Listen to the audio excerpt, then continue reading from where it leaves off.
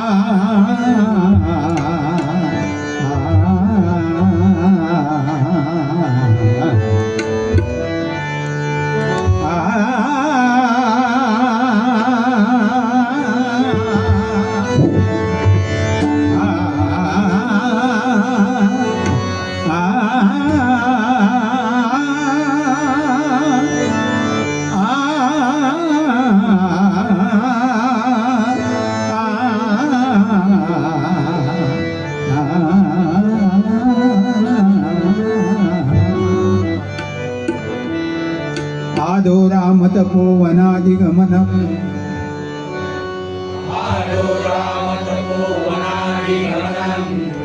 हत्वा मृगाकाञ्चनम्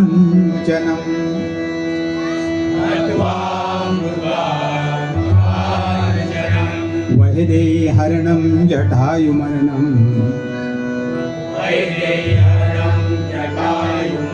सुग्रीव सम्भाषणम्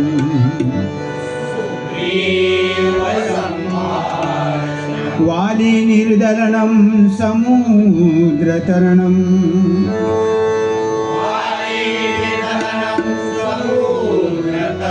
लंकापुरी दाहनम्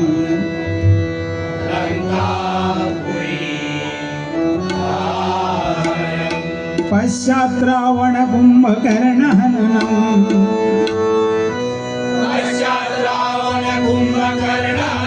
पश्चात् रावण कुंभकर्णनम्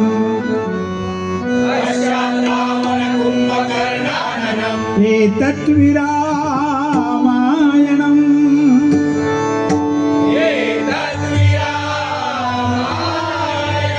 एतद्विरामायणम्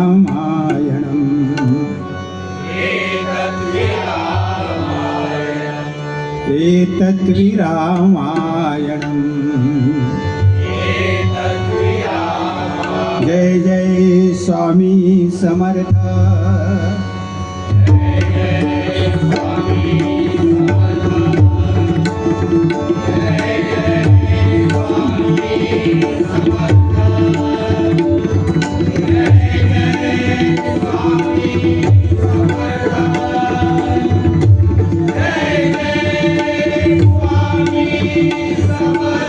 पुंडलिक वरदा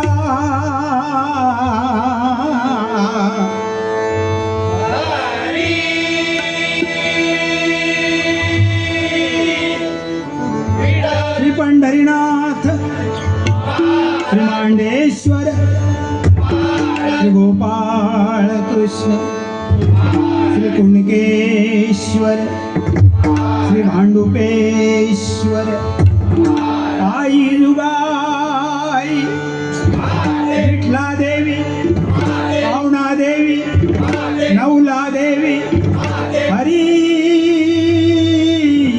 हर हर हर.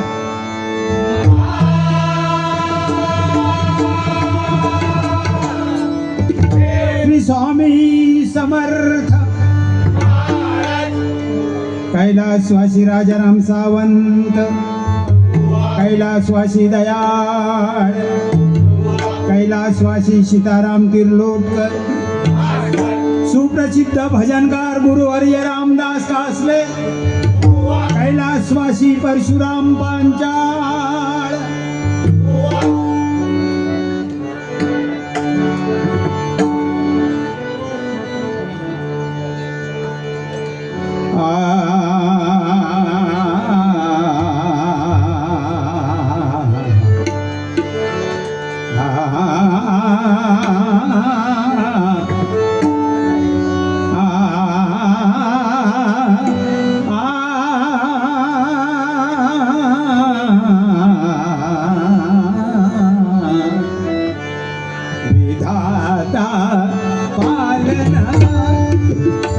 विधाता पालनहार विधाता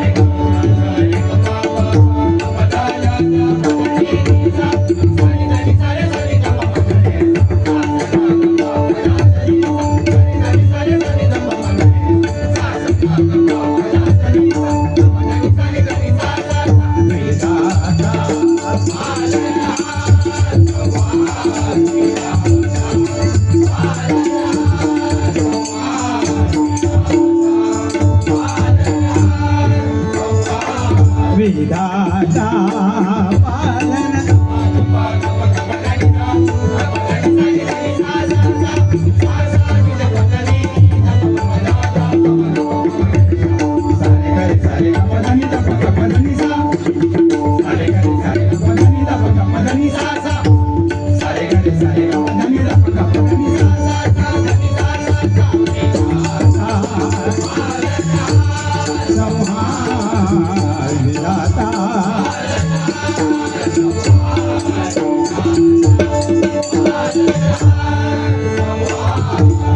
प्रजापति सारंगर शंकर प्रजापति सारंगर शंकर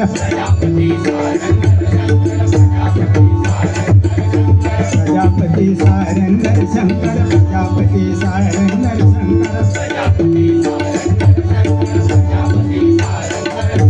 उत्पत्ति स्थिति लय उत्पत्ति स्थिति लय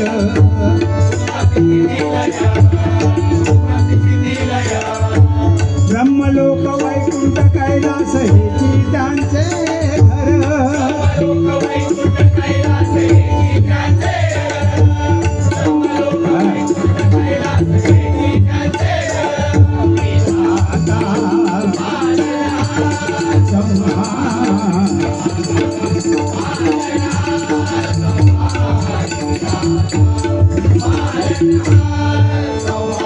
सावित्री शतरूपा लक्ष्मी औदसा गंगा पार्वती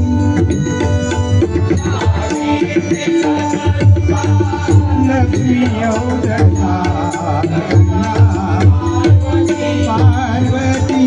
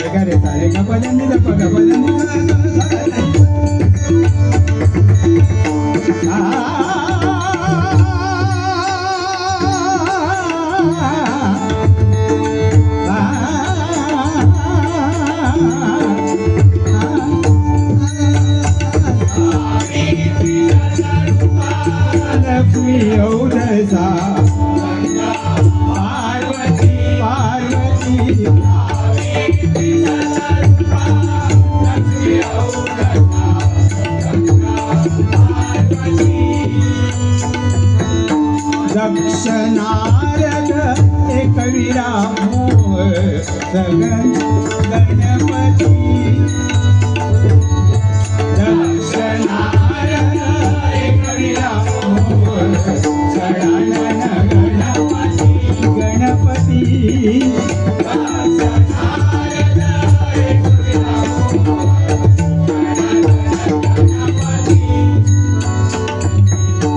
करविते तिन्ही देव हे करते करविते तिन्ही देव हे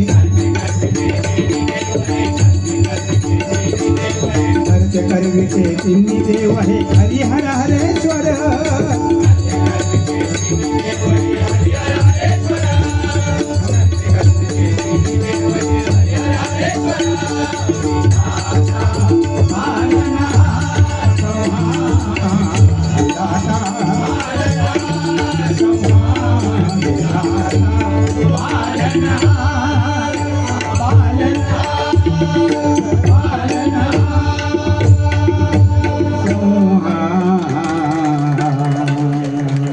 धन्यवाद.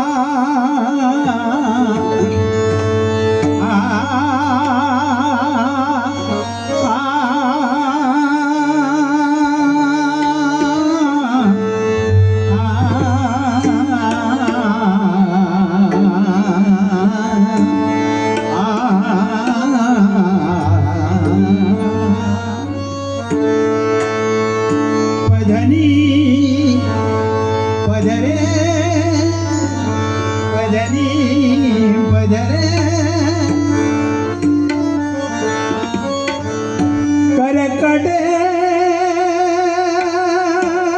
वरी कटे करकटे करकटे कटे कटे करकटे करकटे वरी तुळशीच्या माळा माळा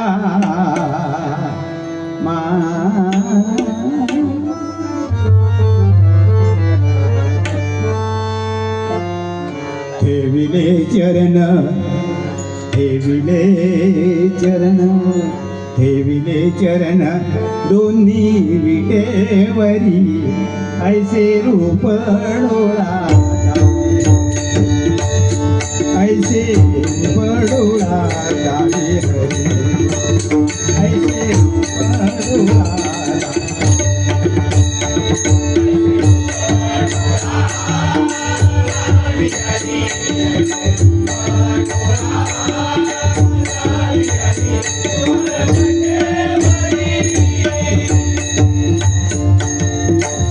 कटी पीतांबर आस निरली कटी पीतांबर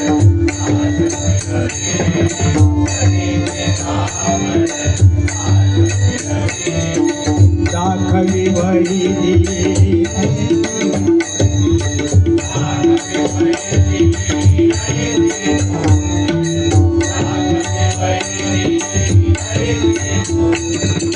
गरुड पारावरी उभा राहिला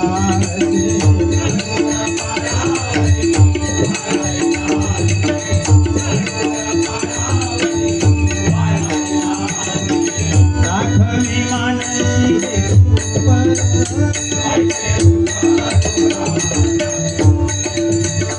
ऐसे रूप डोळा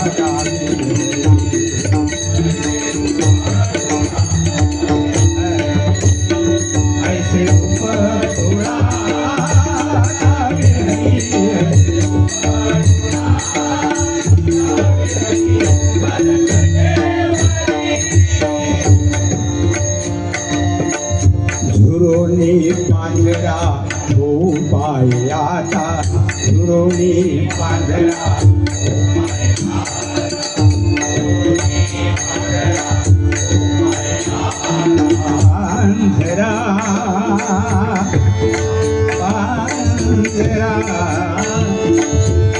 पांजरा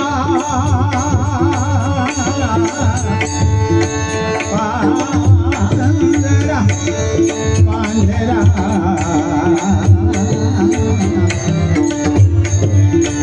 रे ग रे गम गम पम वद वदनी धनी नि सा धनी पद म प ग म प म प द प ध पांझरा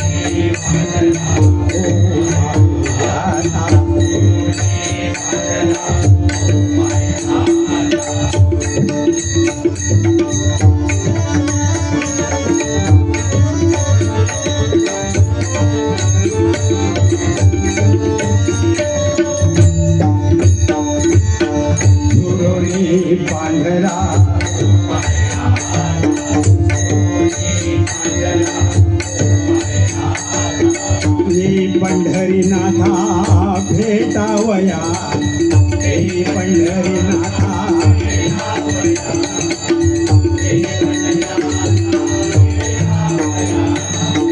तुका म्हणे माझी वाव्यास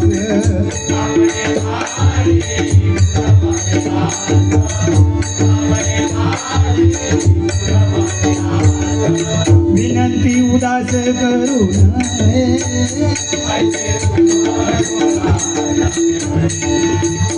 ऐसे ऐसे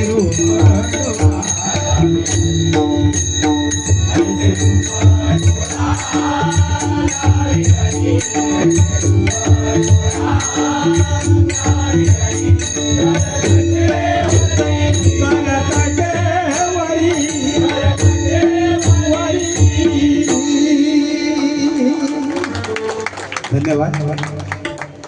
आमचे महेश गुरव यांनी 100 रुपयाचं पारितोषिक दिलं आहे. जोरात एकदा सगळ्यांनी टाळ्या वाजवा मंडळी. धन्यवाद.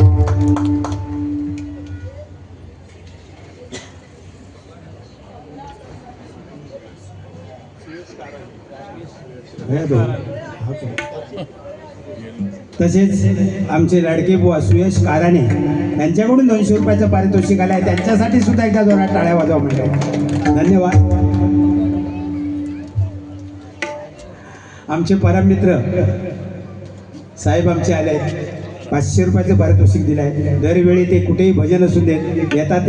पेन्शनमधले 500-500 रुपये आम्हा सगळ्या बुवांना देतात. त्यांच्यासाठी जोरात एकदा सगळ्यांनी टाळ्या वाजवा. चंद्रकांत.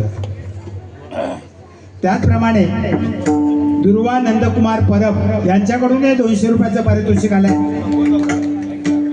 आमच्या मृदुंग म्हणण्यासाठी, माझ्यासाठी नाही, त्यांच्यासाठी आले आहे. जोरात एकदा टाळ्या वाजवा. सन्माननीय आमचे परममित्र मारुती आंग्रे यांच्याकडून 100 रुपयाचं पारितोषिक आलंय. धन्यवाद धन्यवाद धन्यवाद.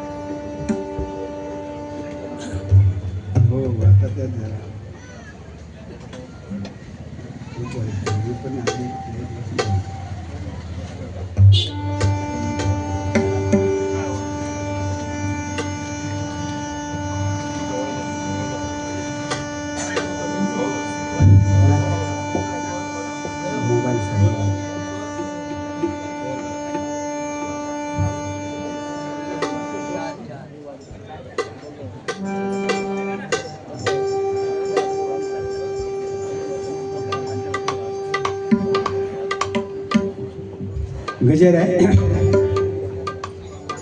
बुवानी छान गजर घेतला. जुन्या चालीरीती सगळ्या आता मोडीत निघाले. आपल्याला कुठे पाहायला मिळत नाही.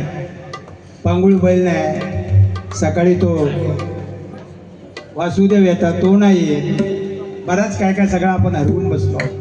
ह्याचं कारण का माहिती आहे? या आम्ही नवीन युगामध्ये वावरतो आहोत आणि त्या नवीन युगाचा परिणाम एवढा आपल्यावर झालाय. आता असं वाटतं की हे नवीन युग, हे विज्ञान युग शाप आहे की वरदान आहे तेच आपल्याला कळत नाही. कारण का आपण आहारी गेलो आहोत. विष कधी होतं? भगवंतांनी सांगितलंय गीतेमध्ये, विष कधी होतं? कुठल्याही गोष्टीचा अतिरेक झाला की त्याचं विष होतं. तशा काही काही गोष्टी आपण एवढ्या त्याच्या आहारी गेलो आहोत ते विष बनायला लागलंय बघा. जेवढा फायदा तेवढाच तोटा आहे. आपण त्याच्या किती आहारी जावं? आपली जुनी संस्कृती बाजूला ठेवून आपण नवीन सगळ्या विज्ञानाच्या युगामध्ये आपण धावत आहोत. पण त्याचा परिणाम काय होतो तो ऐका, ते या गजरातून सांगायचा प्रयत्न करतोय. पांडुरंगा पांडुरंगा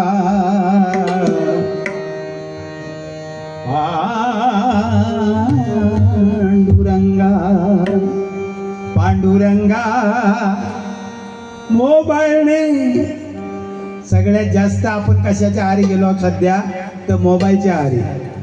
मोबाईल हातात नाही तर आपला चालत नाही.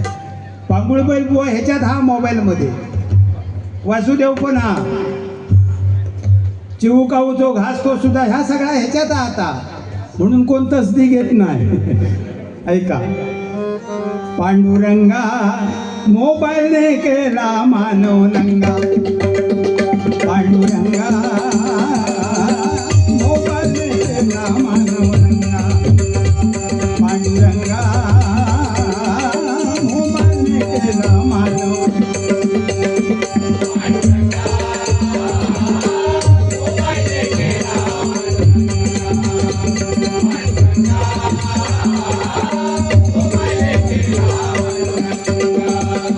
पांडुरंगा मोबाईलने केला मानव. पांडुरंगा पांडुरंगा या मोबाईलने मानवाला नंगा केला रे बाबा. एवढं आम्ही आहारी गेलो त्याच्या, आता तुझी सुद्धा आठवण आम्हाला राहिली नाही. ऐका, जेथे जाती भक्त होता त्यांचा तू सांगाती. जेथे जाती भक्त होता त्यांचा तू सांगाती.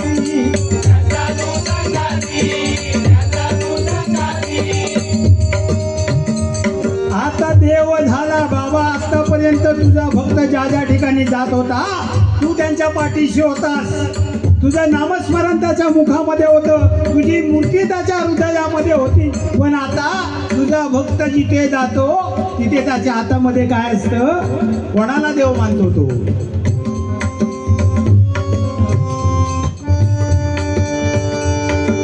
जेथे जाती भक्त होता त्यांचा तू सांगाती. आता देव झाला, आता देव झाला, आता देव झाला भ्रमण ध्वनी तो सदैव त्यांच्या हाती. बाकी काय जवळ नसला तरी चालत, देव आपण भ्रमणध्वनी म्हणजे मोबाईल. आता तो तुझी आठवण लोक विसरले, तुझ्या जागी आता कोणी जागा घेतली तुझी? त्या मोबाईलने. ऐका, प्रातःकाळी उठता क्षणी जे स्मरत होते तुझला. आतापर्यंत तुझा भक्त सकाळी उठला की प्रथम तुझं नाव मुखामध्ये घेत होता, तुला मनामध्ये आठवत होता, तुझं दर्शन मनोमनी घेत होता, आपले दोन्ही हात आपल्या डोळ्यांनी बघत होता, डोळ्यावरून फिरवत होता, धरणी मातेला नमस्कार करत होता. तोच तुझा भक्त आता सकाळी नुसतो खुशी जरी परतलो तरी तो हात जाता मोबाईलवर. का? तुझी आठवण नाही. मोबाईल मध्ये कुणी काय पाठवला त्या बघता. ऐका, प्रातःकाळी उठता क्षणी जे स्मरत होते तुझला. आता जागे होता पाहती मॅसेज पूर्णी धाडी. मोरीला संगतीत याच्या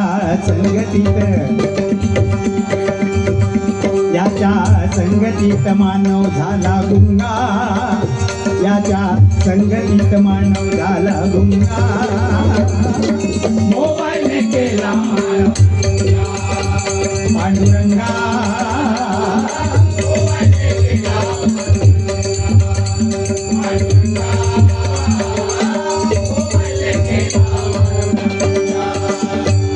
रंग होऊनी भक्त तुझे जय गात होते भजन आरती आता भ्रमण ध्वनी तुझ्या सामोरी तोंड तुला ते ऐकविते आता भ्रमण ध्वनी तुझ्या सामोरी आता तुला ते ऐकविते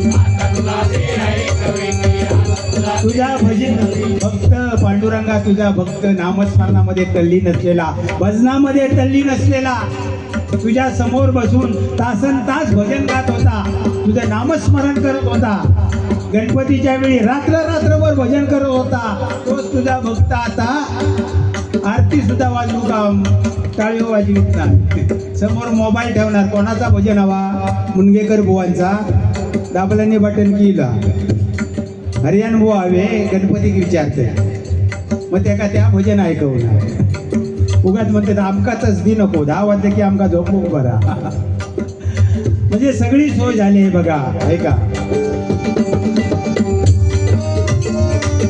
रंग होऊनी भक्त तुझे जय गात होते भजन आरती भ्रमण ध्वनी तुझ्या सामोरी आता तुला ते ऐकविते पूजा पाठान विधी सारे बाईला आता सांगतो पूजा पाठान विधी सारे मोबाईला आता सांगतो अरे नाही पाठ पुन्हा स्तोत्र मंत्र तोही भ्रमण ध्वनीच गातो हो आता कोणाची स्तोत्र पाठ नाही आरती पाठ नाही सगळं ते काम कोण करतो मोबाईल करतो आपल्याला काय तसदी नाही का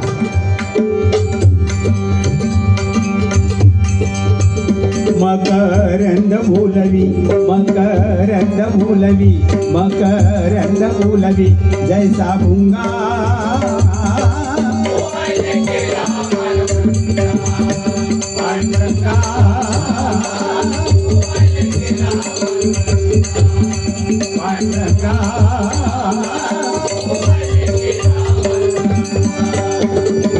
पाटी पुस्तक गेली लेखनी बघा या मोबाईलने काय काय खाल्लंय ते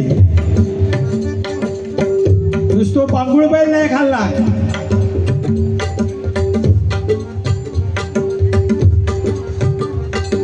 पाठी पुस्तक गेली लेखनी लेकरांची सारी खेळणी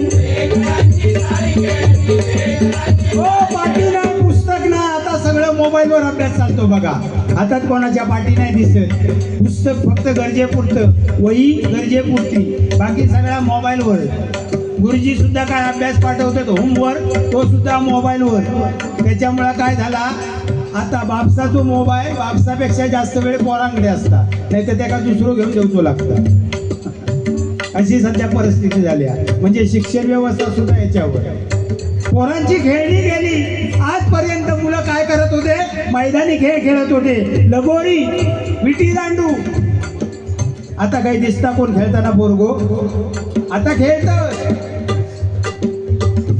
या कोपऱ्यात एक बसलेलो त्या कोपऱ्यात एक बसलो त्या दारावर एक बसलेलो इकडनं सांगणार रे मार मार मार मार हे मार मार मार काय द्या हा आपल्या बाबा माहिती नाही तुम्ही सांगताच म्हणून माहिती म्हणजे मैदानी खेळणी सगळं गेलंय बघा कुठल्या पोराच्या हातात तुम्हाला भोवरा दिसत नाही कुठल्या मुलाच्या हातामध्ये विटी दांडू दिसत नाही बॅट मात्र खेळतात ते क्रिकेट मात्र खेळतात तेवढं एक मैदानी खेळ अजून शिल्लक आहे ती क्रेज अजून शिल्लक आहे बघा बाकी सगळं दिवसभर काय गेम खेळायचा तो सगळे गेम मोबाईलवर खेळतात ही सध्याची परिस्थिती झाली आहे का.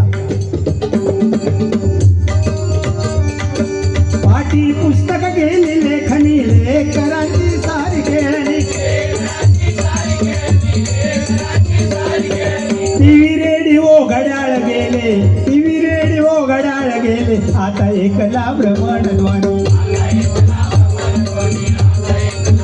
टीव्हीची गरज नाही, मोबाईल आपल्या रेडिओची गरज नाही, घड्याळाची गरज नाही. आता कोणाला विचारला तरी वाजले किती तर तो हातावर बघित नाही, खिशातनं मोबाईल काढता आणि बघता सांगता 4:15 वाजले. म्हणजे घड्याळ गेलं, रेडिओ गेला, हळूहळू टीव्ही पण जाईल, सगळं या मोबाईल मध्ये आहे बघा. टीव्ही रेडिओ घड्याळ गेले, आता एकला भ्रमणध्वनी. खुशालीच्या पत्रांची ती ओढ कुणाला आता उरली. काय मंडळी, तो काळ होता पूर्वीचा. आपल्या मुलाचं किंवा आपल्या आई वडिलांचं पत्र किती आतुरता असायची. मुलगा जेव्हा मुंबईला निघाला 8 दिवसाने पत्र जायचं, पण आई वडिलांच्या मनामध्ये एवढी आपुलकी असायची, वाट डोळ्यामध्ये तेल घालून वाट बघत असायची पत्राची, का कधी एकदा खुशाली समजते. आता त्याची काय गरज नाही. आता मी धालवलीवरनं निघाले, खारेपटणात लिहिले की आहे का फोन करते की आहे खारेपटणात लिहिलंय, कसना राजापुरात चाय पिऊ गेला आहे फोन करते की राजापुरात पोचलंय, रात्री फोन करते आहे चिपळून काही लय, मग डोळं लागता जरा. सकाळी पनवेलीला की सांगता आता तासाभरात पोचन घे घरा का. ओढ राहिली नाही, ती सगळ्या गेला बरं. ओढ राहिली नाही द्यायची नाही, पण आमचा डिपार्टमेंट बंद होची पाळी.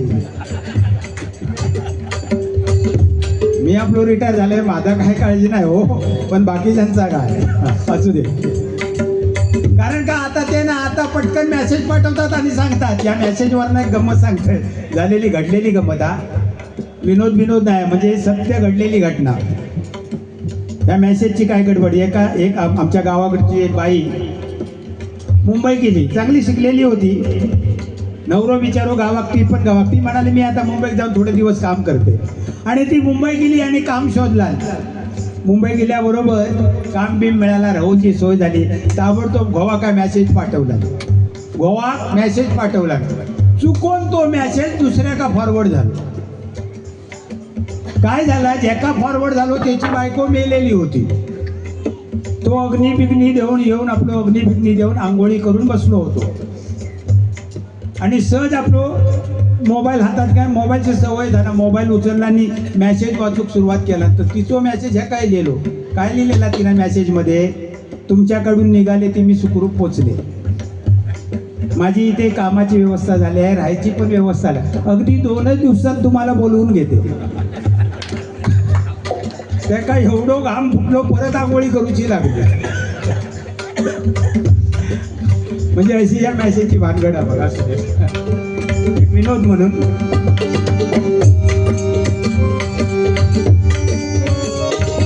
आता पाहता मेसेज कुदकन हसू येते त्यांच्या गाली. आता पाहता मेसेज कुदकन हसू येते त्यांच्या गाली. दूर देशी पुत्र, दूर देशी पुत्र. बघा सगळ्यात जर वाईट काय असेल ना तर हे. काय जणांना वाटेल की ही चांगली व्यवस्था आहे, पण मला तर वाटतं ही अतिशय दुर्दैवी बाब आहे.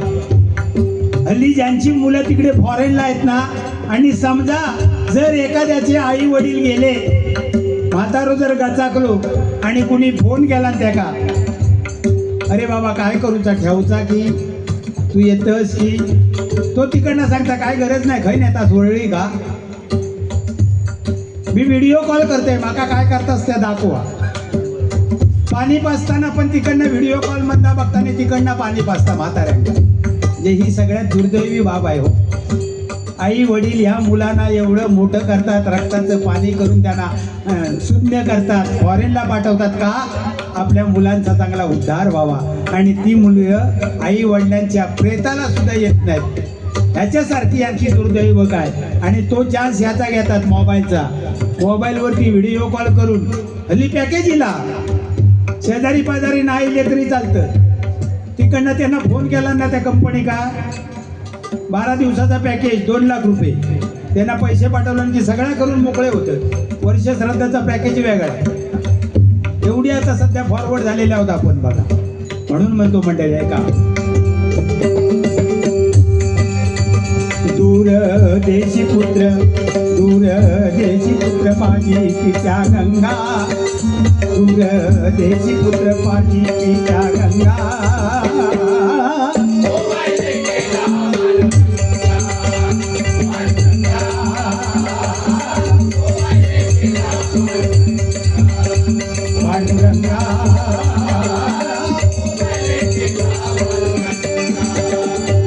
जीव काऊचा घास न उरला जांडो मामाचा ध्यास न बाळा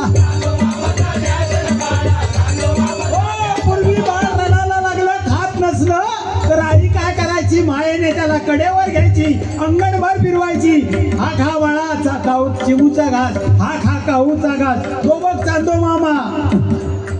आता चांदो मामा पण नाही आणि काऊ चिवू पण नाही. आता पोरा का कार्टून दाखवणार आणि खालना त्याच्यात चमचो घालणार मांडीवर उपडी ठेवणार. अगदी 6 महिन्याचं बाळ असलं तरी समोर जर तुमच्या त्यांच्या मोबाईल नसेल आणि कार्टून नसेल तर तो जेवक मागित नाही. ही सध्याची परिस्थिती आहे. औषिका सुद्धा चांगला आराम मिळतात तर त्या कमरेवर वजा घेऊन फिरा. आधी 1 ते 9 महिने एवढा म्हणतोय सांभाळ असू देत. हे सगळं का आपण शॉर्टकट साधतो आहोत पण आपण आपली संस्कृती आपले सगळं विसरत चाललो आहोत बघा. जरूर याचा फायदा घ्यावा पण त्याच्यामध्ये आपली संस्कृती आपल्यावरचे संस्कार आपण विसरता कामा नये. ऐका जीव काऊचा घास न उरला जातो मामाचा ध्यास न बाळा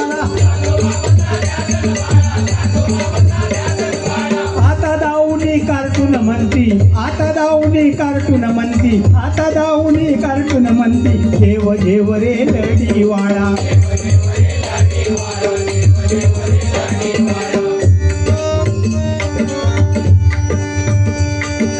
अंगाई ही आई विसरली ओव्याची तिरीतच सरली.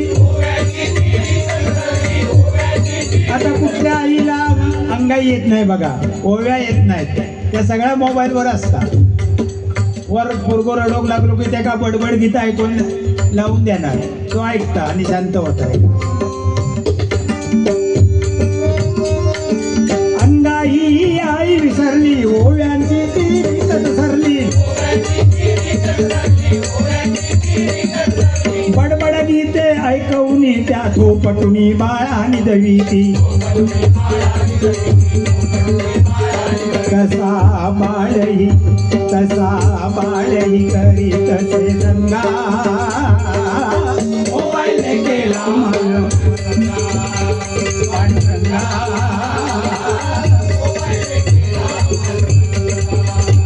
पांडुरंगा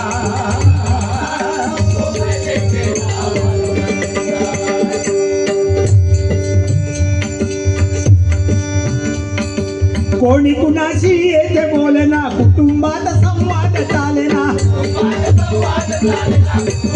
बघा मंडळी कुटुंबाची व्याख्या सध्या काय झाली आहे. कुटुंब म्हटल्यानंतर संध्याकाळी सगळेजण आल्यानंतर घरी आनंदाने गप्पा गोष्टी मारायचे. आजी आजोबा कथा सांगायचे बाळांना छोट्या छोट्या गोष्टी सांगायची एकमेकाची सुखदुःख वाटण्याची जागा म्हणजे आपलं घर असतं. पण ते घर आता घर राहिलं नाही. या मोबाईलमुळे सगळं आपण विसरून गेलो आहोत बघा. कोणी कुणाशी येते बोलना कुटुंबात संवाद चालना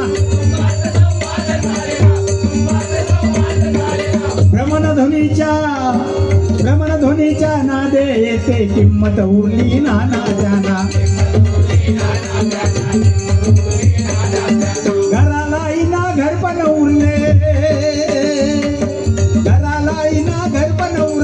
सिनेमाचे थिएटर झाले. बघा संध्याकाळी घरी आल्यानंतर आपल्याला काय अवस्था दिसते घराची. घर पण राहिलं नाही बघा. घर म्हणजे सिनेमा थिएटर झाले. आईच्या हातात तिचा मोबाईल ती काय बघते कुठली तरी सिरियल बघते. बापाच्या हातात त्याचा मोबाईल तो काय बघतो YouTube बघतो. पोरांच्या हातात त्यांचा मोबाईल कोण डान्स बघतोय प्रत्येक जण कोपऱ्यात बसून आपापल्या मोबाईलमध्ये, म्हणजे आता घर म्हणजे सिनेमाचं थिएटर झालंय बघा. घर पण त्याला राहिलेलं नाही. जो तो आपल्यामध्ये रंग असतो. नाती गोती विसरून गेलो आहोत. आपापसातले संवाद संपले आहेत. ही परिस्थिती या मोबाईलमुळे आली आहे मंडळी. किती आरी जायचं ते आपण ठरवायचं बघा. घराला इना घर पण उरले, सिनेमाचे थिएटर झाले. डोळस भ्रमणध्वनीचे संकट मोठे, डोळस येते होती आंधळे. सगळ्यात मोठा धोका जर कुठला असेल या मोबाईलचा तर मंडळी आपल्याला नाही, आपल्या भावी, आपल्या मागची जी पिढी आपली मुलं आहेत त्यांना. माझं वय आता 67 वर्ष, बुवांचं 75 वर्ष, अजून डोळ्यावर चष्मा लागला नाही. का? आमच्या वेळी मोबाईल नव्हते. पण आताच्या 5 वर्षाच्या 6 वर्षाच्या मुलाला जाड भिंगाच्या काचेचा चष्मा लागतो. का? हे मोबाईलचे दुष्परिणाम आहे. चांगले डोळसलो किती आंधळे होत चालले आहेत या मोबाईलमुळे. त्याच्यामुळे सगळ्यांना विनंती करतो मंडळी, मोबाईल किती आणि केव्हा वापरायचा हे प्रत्येकाने आपण ठरवायचं. निश्चित ती जरुरीची गोष्ट आहे, पण त्याच्या आहारी जाऊन आपल्या आयुष्यामध्ये धोका पत्करू नका. कामापुरताच त्याचा वापर करा, एवढंच सांगायचा प्रयत्न करतो. स्वामींच्या चरणी सगळ्यांना साक्षी ठेवून आहे का. रमणध्वनीचे संकट मोठे, डोळस येते होती आंधळे. प्रमोद विनवितो, प्रमोद विनवितो, प्रमोद विनवितो, उपाय सांगा.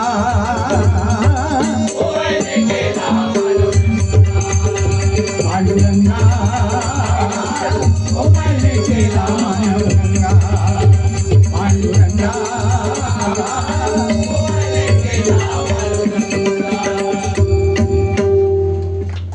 धन्यवाद.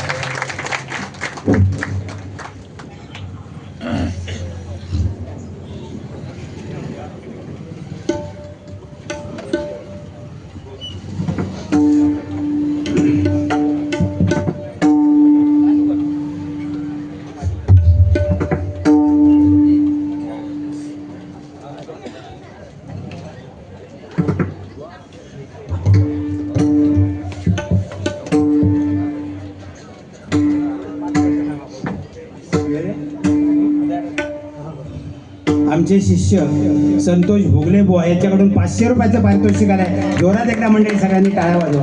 त्याचप्रमाणे कैलासवासी काशीराम परबुवा यांच्या स्मरणार्थ चंद्रकांत बुवा देसाई यांच्याकडून 200 रुपयाचं पारितोषिक आहे. त्यांच्यासाठी सुद्धा जोरात एकदा टाळ्या वाजवा.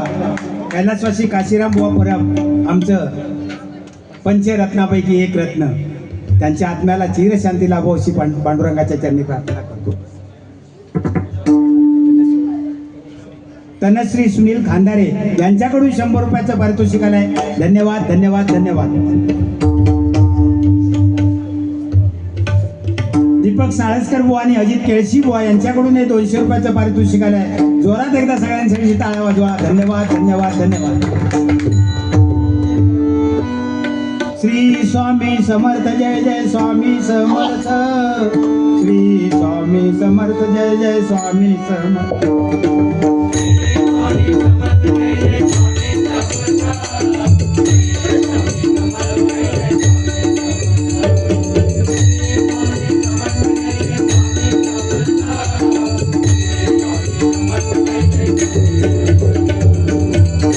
स्वामी समर्थ, जय जय स्वामी समर्थ. महाराज स्वामी समर्थ, जय जय स्वामी समर्थ.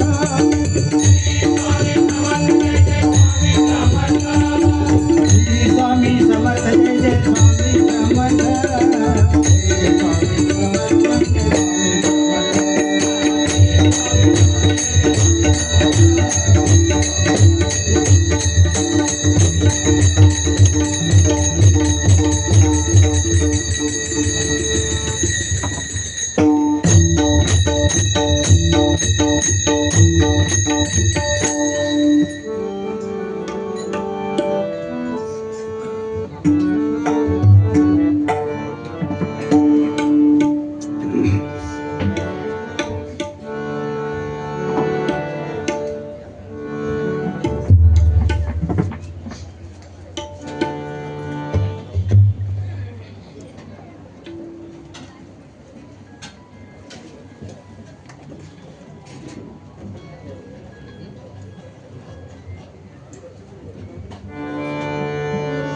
श्री स्वामी समर्थ.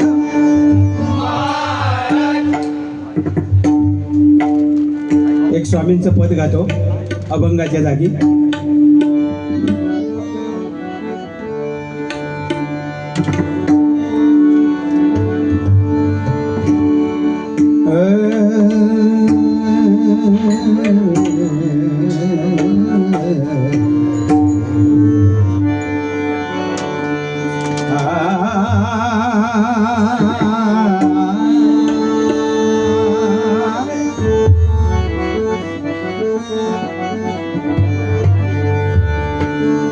स्वामी बोला,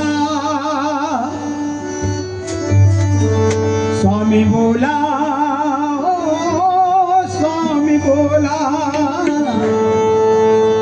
स्वामी बोला, स्वामी बोला, स्वामी बोला,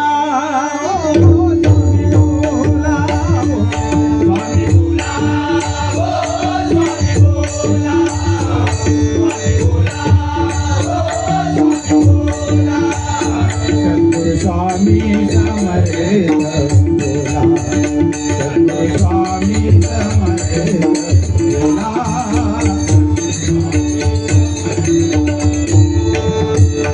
स्वामी बोला,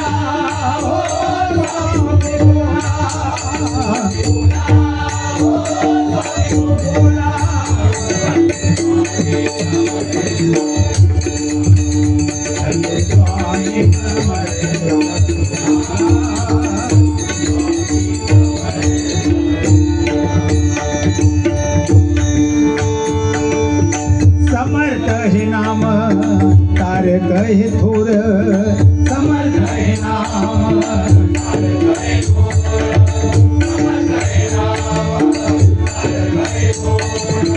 नामाचा उच्चार सुख वाटे, नामाचा उच्चार सुख वाटे, नामाचा उच्चार सुख वाटे. स्वामी बोला,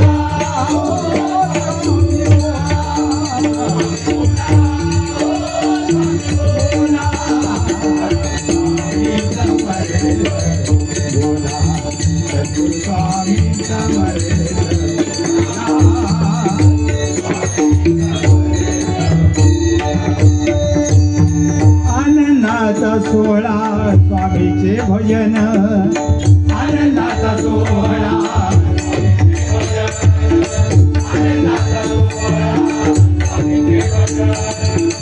आनंदाचा सोहळा स्वामींचे भजन.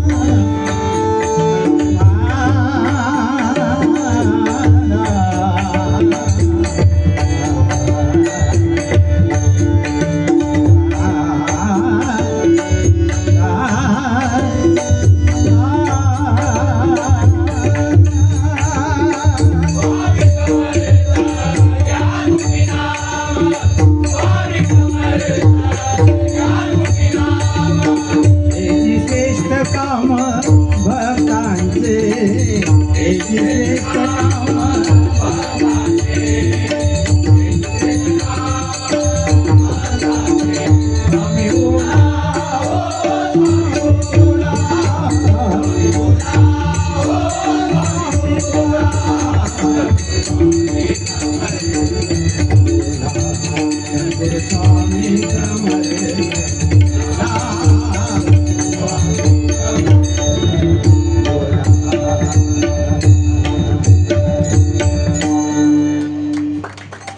धन्यवाद.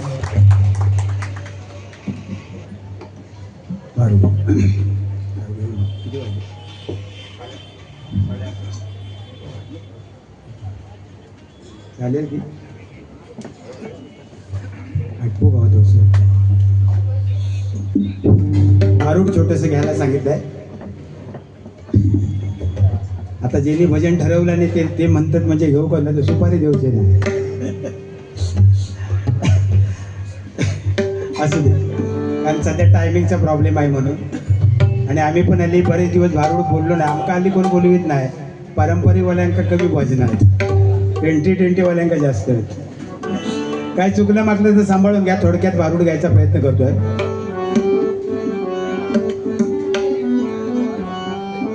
पटापटा काखे धुळी हाती कमंडलू चालल जोगी मचिंदर अलग निरंजन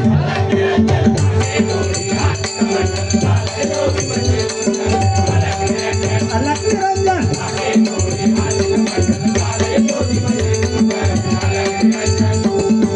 चंद्रगिरी गावी ब्राह्मण पद पाळ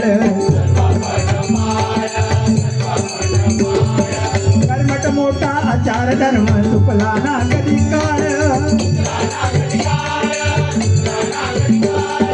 वाडाया आली सरस्वती अर्धांगी त्यांनी छान अलग निरंजन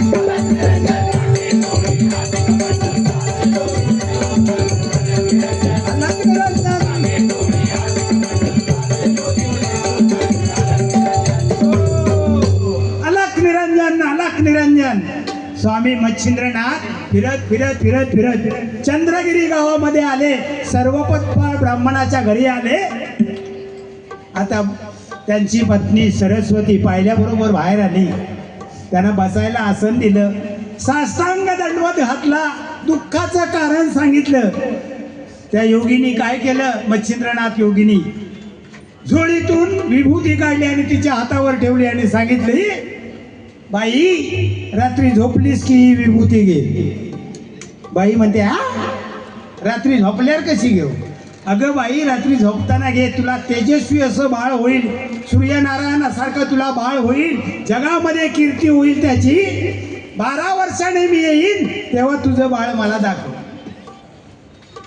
आणि ते निघून गेले. आता एवढ्या हातात विभूती पडल्याबरोबर ही काय एकदम आनंद झालो. ही धावत पळत शेजारणीकडे गेली. शेजारी नव्हती कोणती, परवीन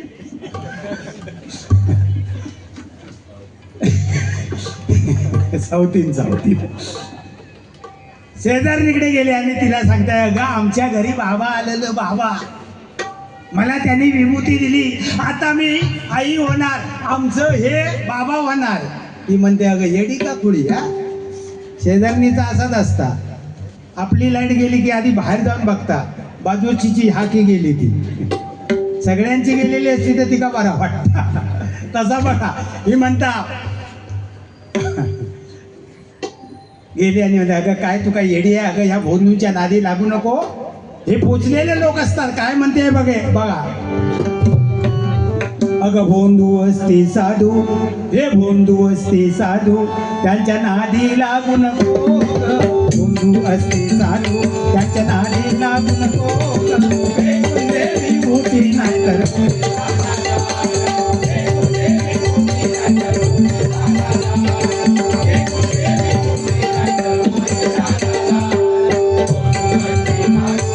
नादी लागू नको. बोलू असते साधू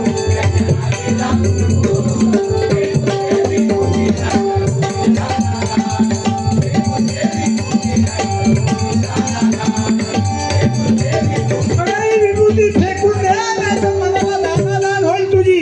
कोणाच्या नादाला लागतेस हे बंधू? हे पोचलेले असतात. अगं त्या रावणाने काय केलं, जोगी बसून आला आणि काय केलं, सीतेला पळवून घेऊन गेला. तो म्हणाला, पापी तारकासूर जगत मातेला भवानीला वाईट नजरेने बघत होता, तसे हे साधू म्हणाले यांच्या नादाला लागू नको. हे काय करतात, दिवसभर सगळ्या आळीत फिरतात. बरोबर म्हणाला, बरोबर ह्यातात ते घरी एकटी बाई दिसली की तिला ताबडतोब भूल घालतात, आपलीशी करतात आणि आपल्या बरोबर घेऊन फिरतात. म्हणाले यांच्या नादाला लागू नको. आई ती विभूती म्हणाले फेकून दे जा, नाही तर आयुष्याचं वाटोळं करून घेशील.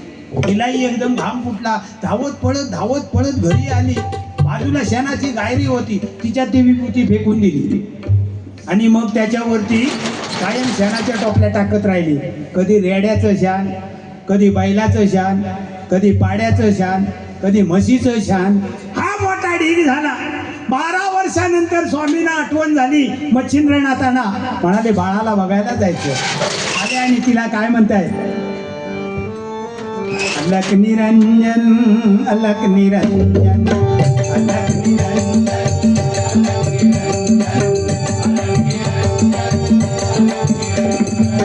अलक निरंजन. कुठे हाय बाळ तुझं, कुठे हाय बाळ तुझं.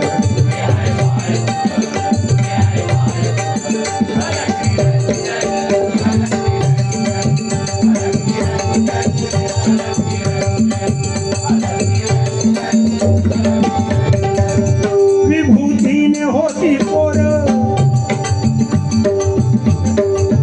अरे स्वामींनी विचारतायत अगं तुझं बाळ कुठे आहे मला दाखव. तेव्हा ती काय म्हणते बघा, विभूतीने होती पोर मग लोक करते का लग्न. विभूतीने होती पोर लोक करते का लग्न. म्हणून मी ती विभूती गायरीत टाकली.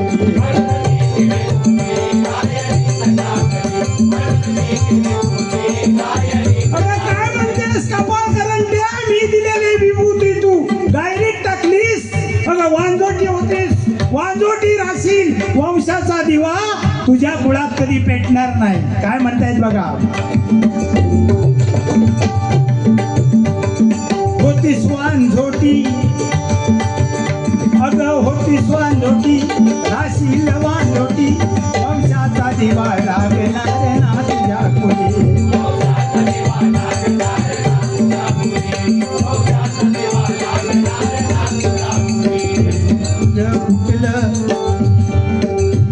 नशीब तुझं मुतलं, घडायचं ते घडलं. नशीब तुझं मुतलं, घडायचं ते घडलं. दाखवते गायरी म्हटलं, दाखवते गायरी म्हटलं.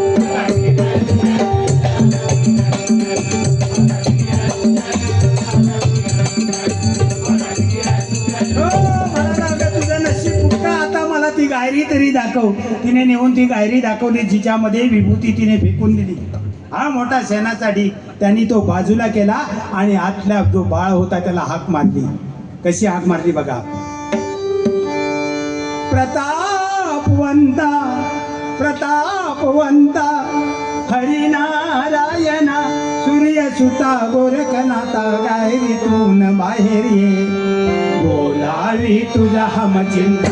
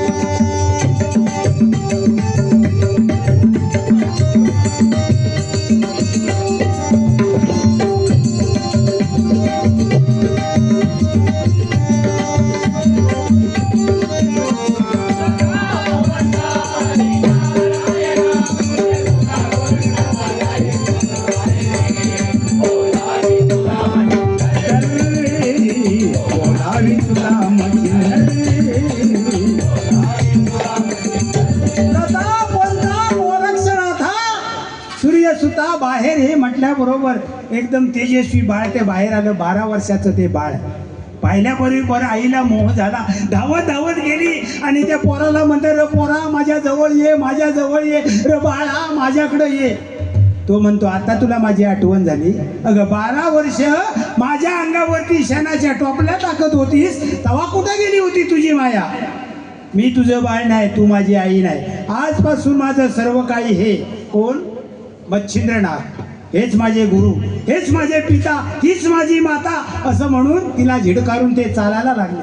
दोघं जण निघाले बघा, गोरक्षनाथ आणि मच्छिंद्रनाथ. फिरता फिरता फिरता काय करायचे बघा, हा गोरक्ष दिवसभर भीक मागून आणायचा, भिक्षा मागून आणायचा आणि कुठेतरी झाडाखाली किंवा धर्मशाळेमध्ये बसून दोघे जण भोजन करायचे.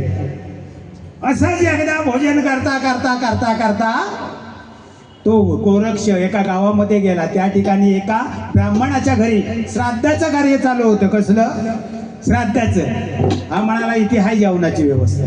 असा कधी कधी होता. आम्ही सुद्धा गावात गेल्यानंतर भूक लागलेली असली, समजा मी आता ह्यांच्या उंडलात गेले, जाताना ते नरसाळवाडी लागली, काहीतरी जोरात भूक लागलेली असता. मग आम्ही काय करणार, जाणार नाही, पंक्तीत बसणार. मग बाजूचे चेव विचारतात, पाहुण्यानं तुम्ही खायचे? मग आपण सांगायचा मी मुलीकडचो. मग तो कोणतरी दांडो काढता, रे मेला ह्या लग्नाचं जेवण हा या श्राद्धाचं जेवण अशी परिस्थिती असतात. तसं बघा हा गेला आणि उभा राहिला दारामध्ये. त्याबरोबर त्या माईने आणून 2 वडे त्याच्या झोळीमध्ये टाकले. ते 2 वडे घेऊन धावत पळत घरी आला आणि आपल्या गुरुजींना ते वडे दिले. वडे आता ते उडदाच्या डाळीचे वडे, हो, भोकाचे वडे. तेव्हा होते भोकाचे वडे. एकदम खाल्ल्याबरोबर खमंग वडे ते. गुरुजी एकदम खुश झाले. बाळा म्हणाले उद्या जा आणि झोळी भरून घेऊन ये तिच्याकडून. आता गुरुची आज्ञा. दुसऱ्या दिवशी निघाला, त्या माईकडे गेला आणि काय सांगतोय बघा, वडे दिलेस काल 2, आज दे ग झोळी भरून.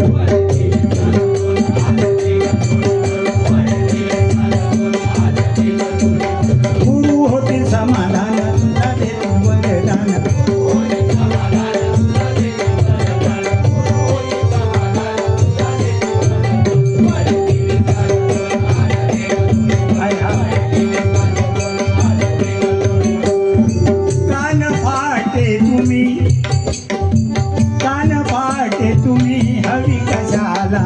जिबेला तुमच्या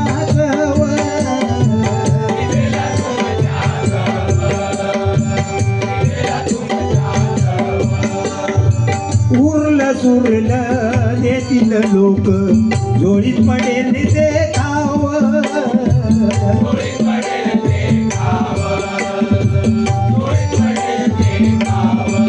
मागशी ते देईल तुला वडे करून दे ग मला.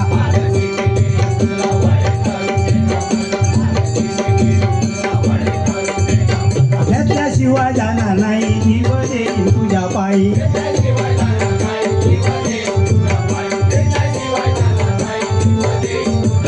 वडे दिले साधून डोळे भरून.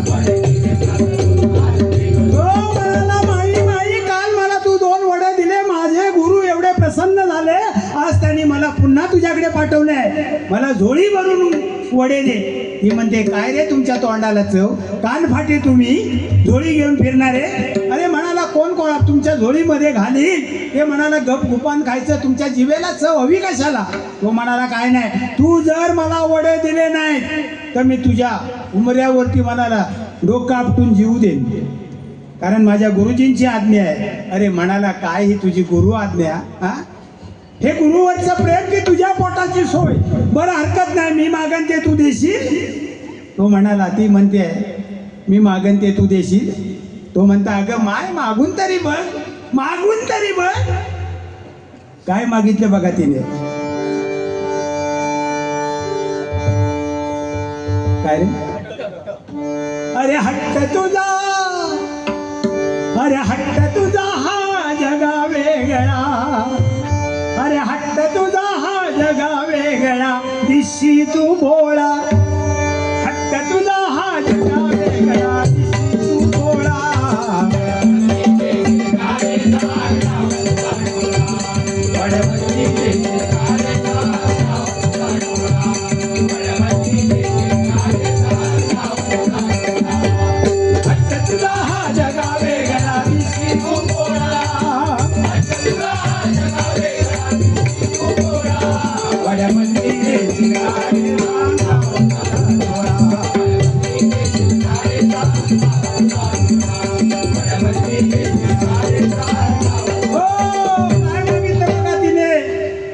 तुझी जर एवढी गुरुनिष्ठा असेल तर मला तुझा डावा डोळा दे. त्याने मागचा पुढचा विचार न करता सरळ हात घातला डोळ्यामध्ये, डोळा बाहेर काढला आणि तिच्या हातावर ठेवला. बघा थाबा थाबा थाबा थाबा रक्त गळत होतं. ब्राह्मण बाई ती एकदम व्याकुळ झाली, रडत रडत घरात गेली, टोपलीवर पीठ मळलं, झोळीवर वडे करून त्याच्या झोळीत घातले. हा आला घेऊन आणि गुरुजींच्या समोर उभा राहिला, पण एक डोळा झाकलेला. गुरुजी म्हणतात, काय रे बाबा तुझ्या डोळ्याला काय झालं? सगळी हकीकत सांगितली. तेव्हा गुरुजी म्हणतात, बाळा मी तुझी परीक्षा घेतली आणि त्या परीक्षेमध्ये तू उत्तीर्ण झालास. आजपासून तू माझा पट्ट शिष्य.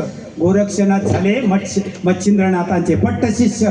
मग सगळ्या 52 देवतांचा त्यांना दर्शन घडवलं, सगळ्या विद्या त्याला शिकवल्या आणि त्याला आज्ञा केली, आता तू तपश्चर्येला बस, मी तीर्थयात्रेला निघून जातो. आणि स्वतः तीर्थयात्रेला निघाले. जाता जाता जाता जाता वाटेमध्ये काय झालं बघा. जाता जाता वाटेमध्ये मारुती राया भेटले आणि मारुती राया भेटले ते काय सांगतात मच्छिंद्रनाथांना बघा. मच्छिंद्रनाथा इच्छा माझी पुरी करा, मच्छिंद्रनाथा इच्छा माझी पुरी करा, मच्छिंद्रनाथा इच्छा माझी पुरी करा, मच्छिंद्रनाथा इच्छा माझी पुरी करा.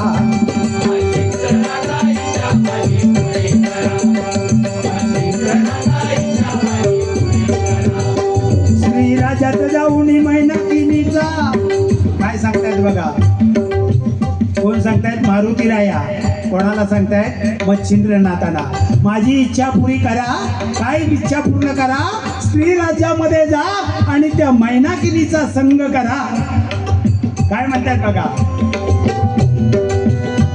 श्रीराजात जाऊन मैनाकिनीचा संग करा.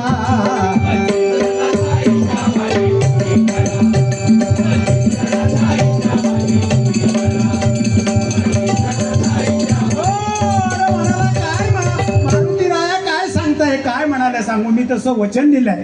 कारण काय झालं, एकदा सीतामाईने मला सांगितलं, अरे मारुती राया लग्न कर. आता मी आणि लग्न, मी रडत रडत प्रभू रामाकडे गेलो. प्रभू रामाने सांगितलं, सीतामाईने सांगितलंय ना, काय चिंता करू नको, तू स्त्री राज्यामध्ये जा, मैनाकिनीच्या राज्यामध्ये जा, पण तुला तिथे डायरेक्ट संग करायची काय गरज नाही. डायरेक्ट नकोच म्हणाला का. तुझ्या नुसत्या भुभुकारानं स्त्रिया गरोदर राहतील आणि त्यांच्या पोटी स्त्रिया जन्माला येतील. एवढी आज्ञा झाल्याबरोबर प्रभू रामांची तो तिथे गेला. आता ती बाई आसुसलेली होती मैनाकिनी, पण हा गेला. त्याने फक्त आपल्या भुभुकाराने सगळं ते होतं ते नगरी त्याची सजवून टाकली. पण झालं काय, आणि तिला वचन दिलं की तुझी इच्छा मच्छिंद्रनाथ पूर्ण करील. मला काय, मी ब्रह्मचारी म्हणाला, माझ्यान काय हे जमणार नाही. आणून म्हणाला मी वचन दिलंय जाणे. आता मच्छिंद्रनाथ म्हणतात, आता तू म्हणतोस तर बघतो बापडा जाऊन काय जमताय ते. मला पण म्हणाला असली काय सवय नाही आहे, पण आता तुझी इच्छा असेल तर म्हणाला जातो. आणि गेला हो. आता गेल्याबरोबर ती आसुसलेली बाई, तिने पाहिलं, ओळखलं, हा मच्छिंद्रनाथच आपल्या सोयीसाठी आलाय. आली आणि काय म्हणते बघा. जवळ ये ना, त्याला सांगते मच्छिंद्रनाथाला ती मैनाकीनं, जवळ ये ना मिठीत घे इश्काची मजा लुटूया. जवळ ये ना मिठीत घे इश्काची मजा लुटूया. जवळ ये ना मिठीत घे इश्काची मजा लुटूया. मी तुझी या सगळ्या,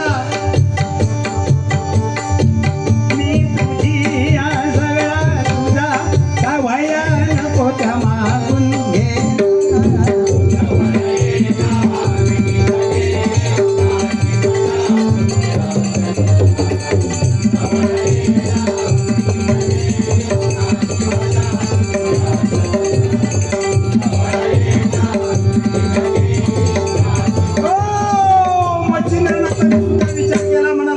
संधी आहे. दोघांचं मेतकूट जमलं. या दोघांचं कबुतरांसारखं गुटुरगू चालू झालं. पानाचा विडा ती करते आहे, त्याच्या तोंडात कोंबती आहे. दोघं जण एकदम रंगात आली. ह्याची काय अवस्था झाली बघा.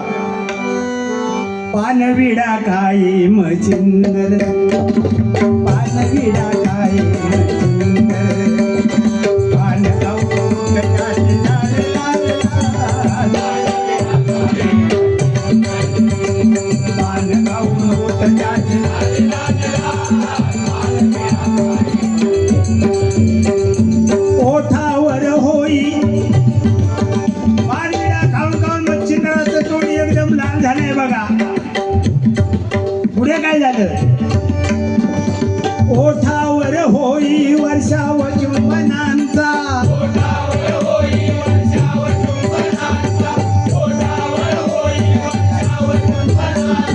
नाच गान खान पिन भावना कशाचा,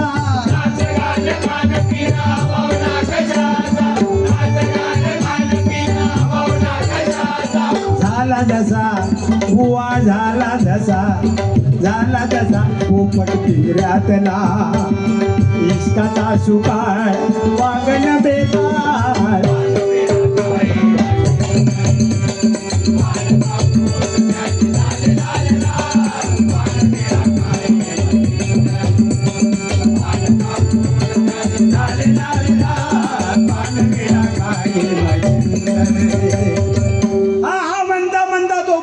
एवढा आरी गेला, त्याची सगळी तपश्चर्या भंगाला पावली बघा. काय अवस्था झाली त्याची बघा. बाईच्या सान्निध्यात राणीच्या सान्निध्यात, राणीच्या सान्निध्यात नाथाची झाली अधोगती.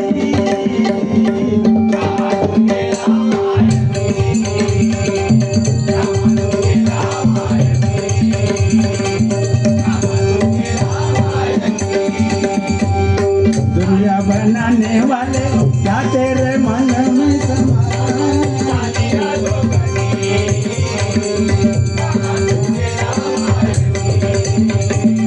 कामातून गेला मायती, कामातून गेला. मायती कामातून गेला. याच्यापासून त्या मैनाकिनीला एक पुत्र प्राप्ती झाली बघा.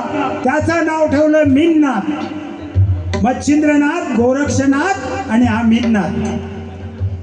नाव काय ठेवलं मीननाथ. झालं बाबा. इकडे काय झालं. गोरक्ष मच्छिंद्रनाथाचा चेला, त्याला एकदम गुरूंची आठवण यायला लागली. ध्यानधारणा विसर्जित केली आणि गुरुला शोधण्यासाठी रानोमाळ भटकत चालला. जाता जाता जाता जाता वाटेमध्ये त्याला कानिपनाथ भेटला. तो चौथा कानिपनाथ भेटला. दोघे जण एकमेकाची ओळख करून देत आहेत. कानिपनाथ काय सांगता बघा. कानिप माझं नाव गुरु जालंधरनाथ,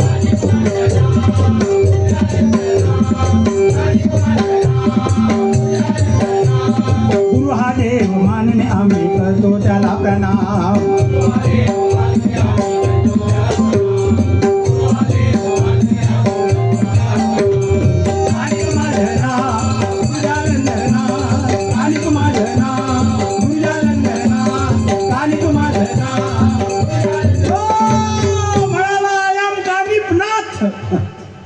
तेव्हा तेवढा ताबडतोब तो हात पकडला त्यानं. कोणी गोरक्षनाथ.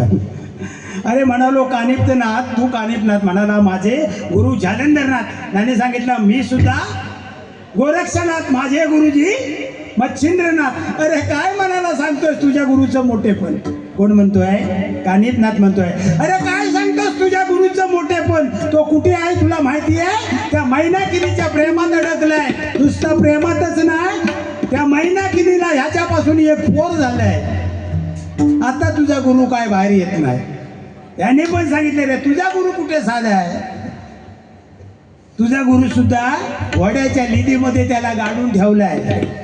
तो सुद्धा म्हणाला कधी बाहेर येणार नाही. आता दोघांना आपापल्या गुरुजींचे ठाव ठिकाणे मिळाल्याबरोबर पुढे निघाले. हा निघाला बघा गोरक्षनाथ आपल्या गुरुजींना शोधायला. जाता जाता जाता जाता जाता जाता वाटेमध्ये त्याला कालिंगीचा फड लागला. कालिंगी म्हणजे नाच गाणं करणारी ती बाई होती. तिचा नाच गाण्याचा फड होता. त्याच्या फडामध्ये जाऊन तो तिच्या फडामध्ये जाऊन सामील झाला. कारण का तो उत्कृष्ट पखवाजी होता. म्हणून या पखवाजांवर कधी विश्वास ठेवू नका. कोणाच्या फडात कधी जातील जाऊन त्या फडामध्ये सामील झाला. कार्यक्रम चालू झाले बघा. हा वाजवायचा गावोगावी कार्यक्रम. एक दिवस स्त्री राज्यामध्ये जायचा चान्स आला. पण स्त्री राज्यामध्ये अट होती, स्त्री राज्यामध्ये फक्त स्त्रियांनाच प्रवेश. आता हा पुरुष हा जाणार कसा? ताबडतोब त्या सगळ्यांनी आपल्या दशावतारला जसं करतात तसं तिला बाई करून टाकली. कोणाला? गोरक्षनाथाला बाई केलं. सगळं त्याला सजवलं बघा. बाईच्या रूपामध्ये त्याला आणलं आणि स्त्री राज्यामध्ये गेले आणि कार्यक्रम चालू झाला. समोर बसली होती मैनाकिनी आणि मच्छिंद्रनाथ. त्यांच्या समोर ही लोक कार्यक्रम करतायत. हा वाजवतोय कसा? पकवाज वाजे दादिन दाद तक तक दिगना. पकवाज वाजे दादिन दाद तक तक दिगना. पकवाज वाजे दादिन दाद तक तक दिगना. पकवाज वाजे दादिन दाद तक तक दिगना. घरी देण्यात तालावरी पकवाज वाजे दादिन दाद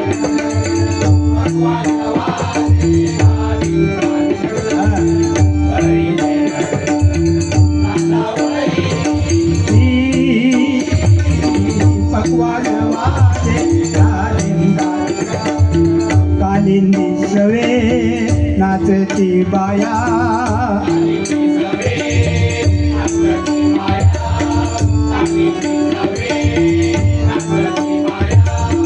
गोरक्ष बसला वाजवाया.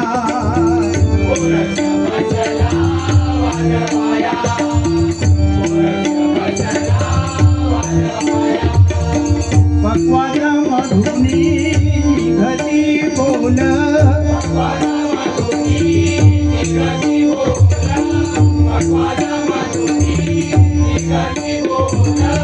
मच्छिंद्र आले बाणावरी.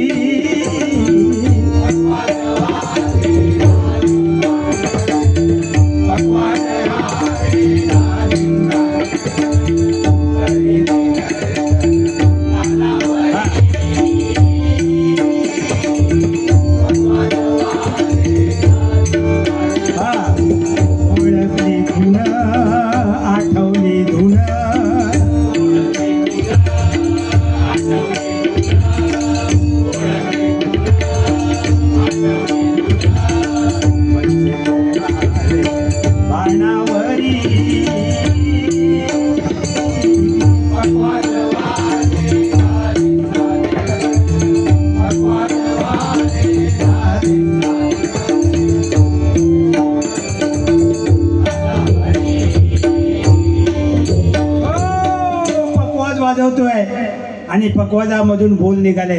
चलो मच्छिंदर गोरकाया, चलो मच्छिंदर गोरकाया, चलो मच्छिंदर गोरकाया. मच्छिंदर इकडे तिकडे बघायला लागला. म्हणाला हे बोल माझ्या ओळखीचे वाटतात. हा वाजवतोय कोण? ही म्हणाला समोर जी बाई वाजवतीये ती बाई नाही, तो माझा गोरक्ष आहे आणि तो मला बोलवतोय. एकदम भानावर आले आणि जाऊन त्याला मिठी मारली. त्याबरोबर सगळ्या बाया धावत आल्या. सगळ्या बाया धावत आल्या त्याला मारायला. हा आडवायला म्हणाला डोंट टच. हात नाही लावायचा म्हणाला. हा माझा शिष्य आहे. हा आजपासून माझ्या बरोबर इथे राहील. आपल्या मुलाला सांभाळायचं काम तो करील. आता त्या सांगितल्याबरोबर सगळ्यांनी ते मान्य केलं आणि मग तो त्या मुलाला सांभाळायला राहिला. कोणाला? मिन्नाताला. एकदा काय झालं त्याला सांगितलं होतं ह्याला चांगला याच्यावर लक्ष ठेवायचा. एकदा हा पोर असा जोरात पळत पळत आला आईच्या रूम मध्ये, आईच्या खोलीमध्ये आला आणि पलंगावर चढला.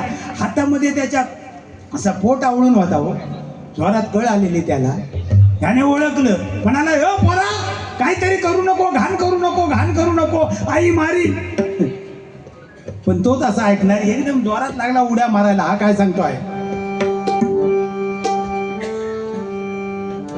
ए भाई, ए भाई काहीतरी एकच कर. ए पोरा काय करायचं ते एकच कर. एक तर सू कर नाही तर ती शी कर. दोन्ही एकदम करू नको म्हणाला. शक्य आहे का होईल? आहे शक्य? असं झालं होतं, एक गंमत सांगतो, म्हणजे असं काय चावटपोट किस्सा नाही आहे, खरं सांगतो. बिरबल आणि बादशाह. बादशाहला एकदा कोणीतरी सांगितलं होतं की पैज लावले, तो बादशाह हरल्यानंतर मग तो बादशाह म्हणाला त्याला, ज्याला हरला त्याला, आता मला सांग तुला काय हवं आहे? म्हणाला मला काय नको, उद्या सकाळी मी येणार आणि तुझ्या महालाच्या समोर तुझ्या दारात म्हणालो ह्याला बसला. कशाला? ह्याला बसला. राजा म्हणाला, अरे म्हणाला आपली बेइज्जती जाणार. म्हणाला एवढ्या आपल्या दारात जर येऊन हाने म्हणाला नको ते केलं तर म्हणाला त्याने ताबडतोब बिरबलाला बोलवलं. बिरबलाने सांगितलं, म्हणाला काय चिंता करू नका, उद्या सकाळी तो आला ना, तो खाली बसला की ताबडतोब बंदूक रोका. बंदूक रोका, मी सांगतो तेवढं फक्त करायचं. तसा तो दुसऱ्या दिवशी आला आणि बसणार, एवढ्या त्याने बंदूक काढली. हो म्हणाला, राजा तुम्ही काल सभेमध्ये सांगितलं दरबारामध्ये की काय हवं ते माग, आता म्हणाला तुम्ही मागे काय येता? म्हणाला मी कुठे तुला थांबवते, तुला करायचं आहे ना कर म्हणाला. याने मंत्र देऊन टाकला होता कोणी? बिरबलाने. म्हणाला हे सांग, पण हे करताना हे करता का म्हणे, नाही तर उळी घाली. हा प्रयत्न करून बघत होता. तसं झालं बघा. त्याने सांगितलं, म्हणाला खबरदार, काय ते एकच कर. काय म्हणतोय बघा, ए भाय काहीतरी एकच कर, सू कर नाहीतर सी कर, आपण मारीन दोन्ही एकदम त्याला सर. ए भाई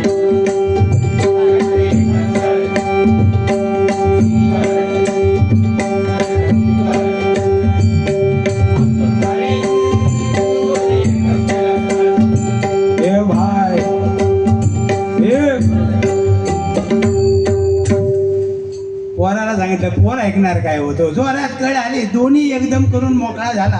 थोड्या वेळाने ती आई आली मैनाकीने आणि बघते तर सगळ्या बेडची वाट लागली. अरे म्हणाला हे काय केलं? हा आताच्या आता म्हणाला हे सगळे घेऊन जा त्या पोरा सकट खाली, सगळे कपडे घेऊन जा. म्हणाला चांगला त्याला इसळून धू, मग त्याला वाळत टाक आणि सुकून म्हणाला घरी घेऊन ये. त्याला तेच पाहिजे होतं. गेला आणि पहिल्यांदा कपडे बाजूला ठेवले. आधी त्या पोराला घेतला, चांगला साबण लावला, गार गार गार गार फिरवला आणि दगडावर आपटला. आता दगडावर आपटला, काय झाली अवस्था बघा. दगडावरून दोन्ही तांगड्या धरून आपटलं, पोर केलं टाळ. दगडावरी दोन्ही तांगड्या धरून आपटलं, पोर केलं टाळ.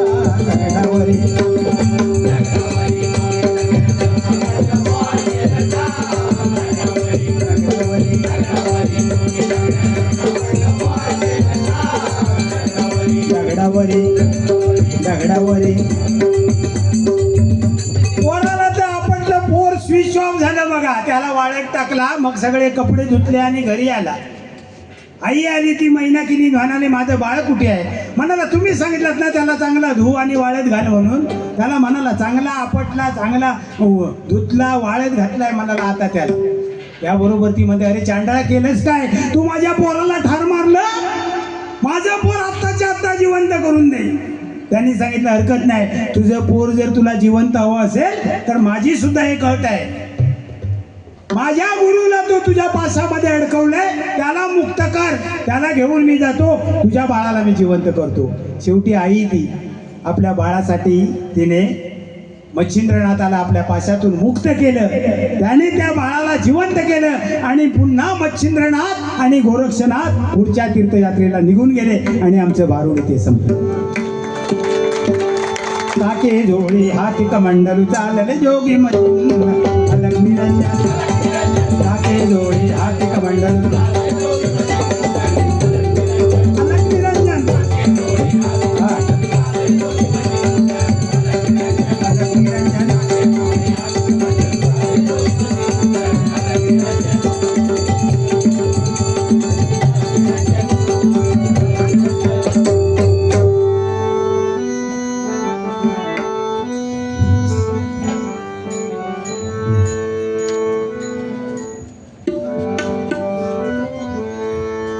विठ्ठले विठ्ठले विठ्ठले रखुमाई सावळे विठ्ठले विठ्ठले विठ्ठले रखुमाई